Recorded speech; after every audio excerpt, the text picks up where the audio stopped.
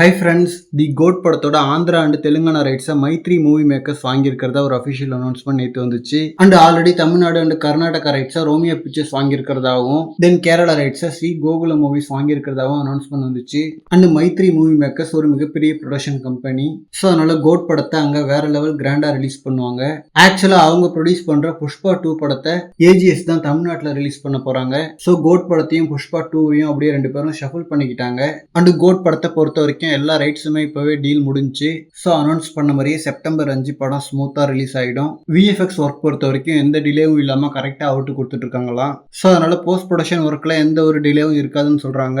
And சீக்கிரமே third single update விட்டா நல்லா இருக்கும். ஏன்னா படத்துல ஒரு குத்துப்பாட்டு எழுதிருக்குன்னு சொல்லிட்டு கங்கையமரன் அவர்கள் ஷேர் பண்ணிட்டாரு. ஸோ அந்த குத்துப்பாட்டை தேர்ட் சிங்கிளா ரிலீஸ் பண்ணா நல்லா இருக்கும். ஆர் மேபி ஆடியோ லான்ச் ஃபங்க்ஷன்ல ஏதாவது ரிலீஸ் பண்ணணுமேன்னு சொல்லிட்டு ஸ்ட்ரைட்டா அந்த சாங்கை ஆடியோ லான்ச்ல கூட ரிலீஸ் பண்ணலாம். பட் ஆடியோ லான்ச் அன்னைக்கு பாடல்களை விட தளபதி ஸ்பீச் தான் ஹைலைட்டா இருக்கும். ஸோ அதனால பாடலை கொஞ்சம் முன்னாடியே தனியா ரிலீஸ் பண்ணா அந்த பாடல் மேல ஒரு மிகப்பெரிய ஃபோக்கஸ் இருக்கும். ஓகே ஃப்ரெண்ட்ஸ், எப்படி பிளான் பண்ணிருக்காங்கன்னு சொல்லிட்டு வெயிட் பண்ணி பார்க்கலாம். அண்ட் இந்த மாதிரி தளபதி பத்தின ஹாட்டான அப்டேட்ஸ்க்கு நம்ம விஜய் ஃபோர்ட் சேனலை சப்ஸ்கிரைப் பண்ணுங்க.